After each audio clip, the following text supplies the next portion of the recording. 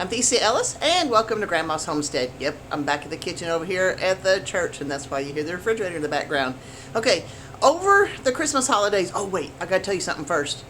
I got a Christmas apron on. It's not Christmas. I know it's not Christmas anymore, but this was a gift, and I've decided, you know what?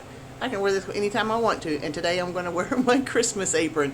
Anyway, I was part of a gift exchange. We did stockings and we did gift exchanges and stuff, and one of the things that we had to do in this gift exchange, or the stocking exchange, was to do a recipe. And my lady that had sent mine, she's all the way up in Montana, so obviously people that live in northern Montana can eat completely different than people in the southern part of the world, and this is no exception. We're going to make, she calls it savory sauerkraut soup, and I've never had sauerkraut soup. I have no idea if I'm going to like it, if I'm not going to like it, but I was intrigued. Let me show you what's in it, and then I'm going to start chopping up everything I need for it, and then we'll get back together. It calls for chicken broth, sauerkraut, bacon, sausage, potatoes, carrots, parsnips, onions, and a mess of herbs and spices. I had most of them. I do not have some of them, and I'm doing some substitutions, but one way or another, I think I'm going to be able to pull this off. So I'm going to take a few minutes. I'm going to start cutting things up, and then I will join you again, and we'll start cooking. Okay, all the vegetables have been scrubbed and diced, and yes, since I'm in a community kitchen, we're going to use styrofoam bowls. So these are all scrubbed up and ready to go.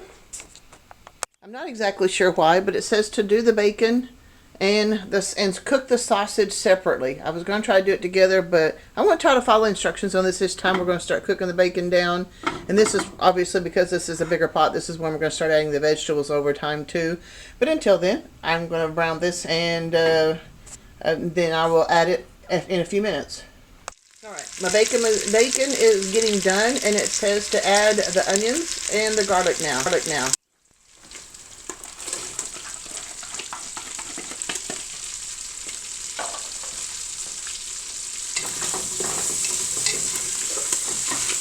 We'll cook the onions until they start getting soft. I'm going to add the garlic here in just a moment too. It tells you to use cloves of garlic. I do not have cloves of garlic, so I've got my jarred garlic, and I'm going to add it. But we'll get these onions. I may add a little bit of salt to this now, so it can be starting to soften up.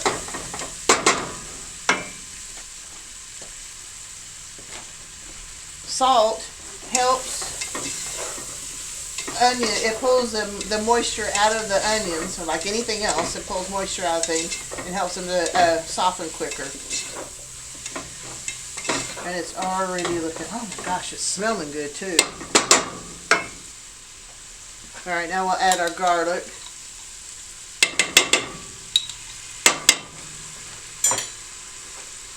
Stir this in good.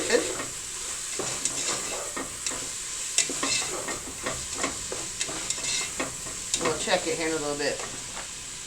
I know you can't see it well, and I'm so sorry. But the onions are starting to become translucent. The bacon is all cooked down and looking pretty good. Now it says to start adding the vegetables and the sausage that I've already cooked. So let's add this sausage.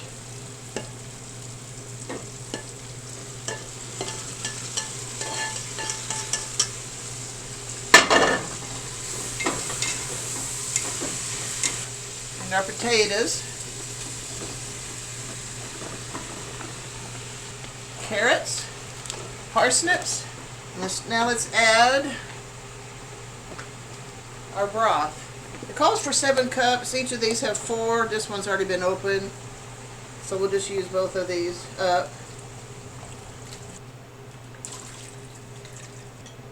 And now our sauerkraut.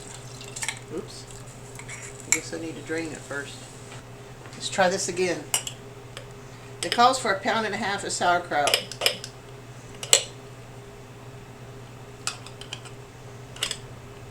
I have to admit, this is the one ingredient that I'm a little bit apprehensive about.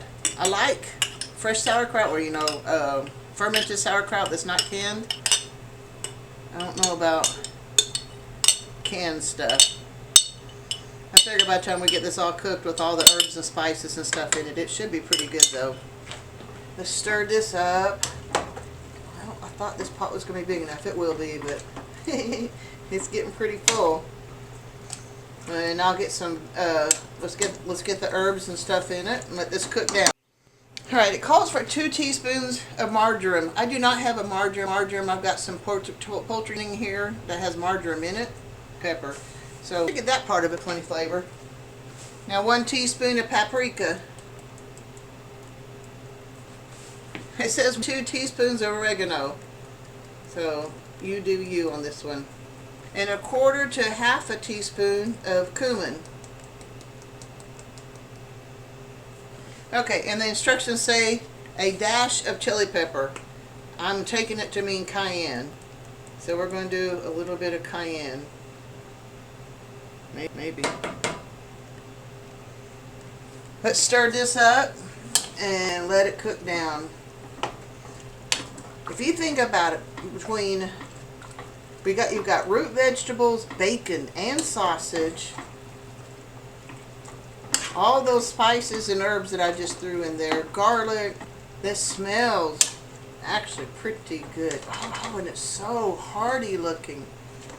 Look at all that in there. That's so nice. So once we get this cooked down, I'm actually looking forward to seeing how it does. Now it also says if this gets too thick or it cooks down too quick, loses the liquid, you can add more broth if you got it, or just add water.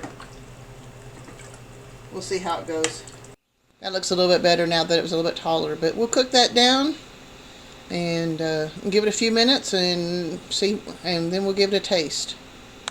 All right, look how thick and beautiful that is. I did add a little bit of water, just a cup or 2, because it was cooking down pretty hard. Let's dish some of this up and give it a try.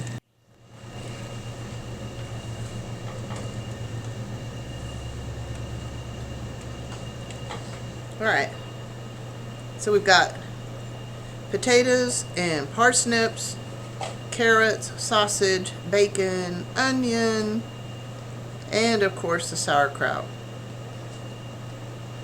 Let's give this a try. Let's cool it a little bit because it was pretty warm.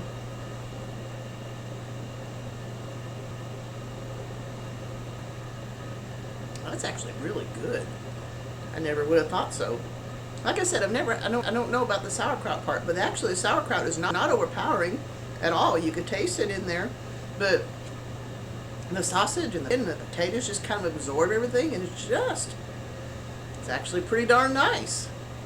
All right, I'm finishing this at home.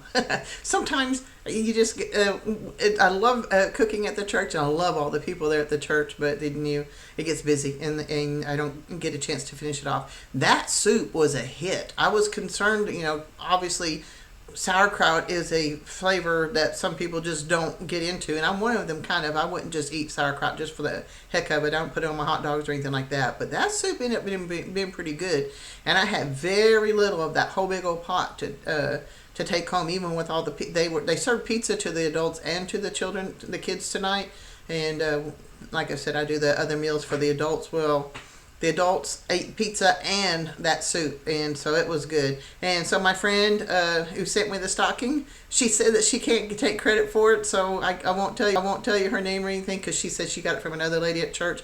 I will type it up and we'll have it in the show notes for you, and so that way if you want to have some sauerkraut soup, you're welcome to do it. It's especially this in the weather that we've been having. So I do want to remind you that I do have a podcast called Books Highlighted. All I do is tell you the name of the book, who wrote it, and then I start reading you highlighted portions of it, and I enjoy doing that. This is just something I do for fun, something that I enjoy. But it is another little podcast if you want just to have little snippets of really good pieces, good descriptives, where an author has written something particularly well, or where I learned something interesting and I want to share that with you. That's what I put in it. So this book's highlighted, and whatever it's on your podcatchers, it's not on a video anywhere, just as a podcast. All right, guys, that's all I got for you. God bless. I'll see you next time.